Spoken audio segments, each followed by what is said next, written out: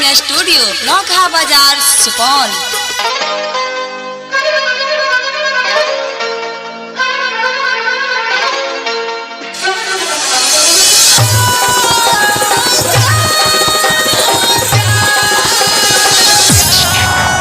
बर्बाद कर देते हैं मोहब्बत हर मोहब्बत करने वालों को, बर्बाद कर देते हैं मोहब्बत हर मोहब्बत करने वालों को, क्योंकि इसका हार नहीं मानता और दिल बात नहीं मानता।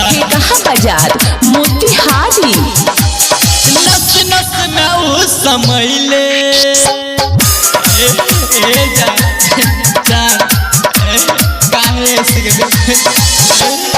नस नस में उस समय ले सांसे बन के अनुष्ठीय है नावे दिल बहादुर रतिया का खान के, अनुष्ठीय है नावे दिल बहादुर रतिया का खान के। नस नस में उस समय ले अगिया बन के अनुष्ठीय है नावे दिल बहादुर रतिया का खान के, नित्य है नावे दिलवार रतिया के खान के। समझे बिना किसी को पसंद न करना और बिना समझे किसी को खो मत देना, क्योंकि फिक्र दिल में होती है शब्दों में नहीं, क्योंकि फिक्र दिल में होती है शब्दों में नहीं और गुस्सा शब्दों में होता है दिल में नहीं जाना। बालाजी रिकॉर्डिंग स्टूडियो नौखा बाजार सुपौल।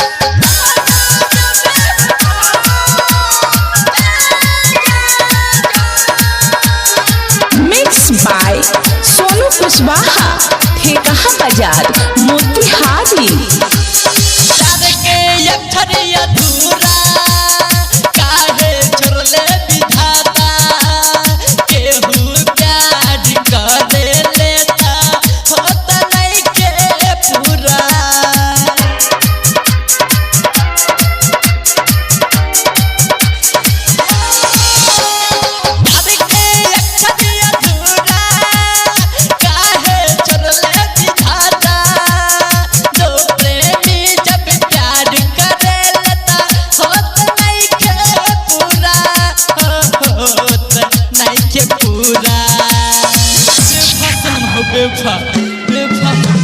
झूठे के कहलस दुल्हीन, झूठे के कहलस दुल्हीन आई बन के, अनुष्ठीय है नावे दिल बहादुर रतिया के खान के, अनुष्ठीय है नावे दिल बहादुर रतिया के खान के।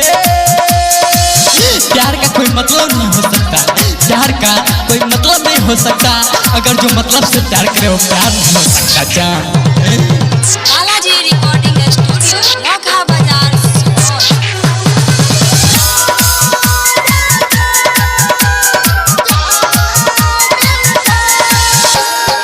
मिक्स बाय सोनू कुशवाहा थे कहाँ बाजार मोतिहारी।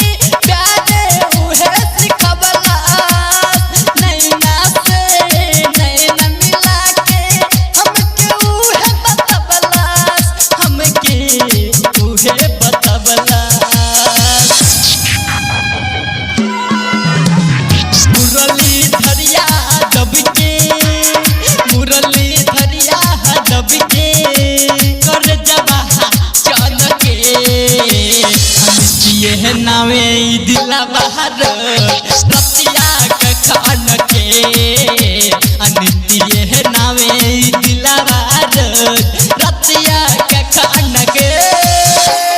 नस नस में उस समय ले सांसे बन के, अनित्य है नावे दिल बहादुर रतिया के खान के, अनित्य है नावे दिल बहादुर रतिया के खान के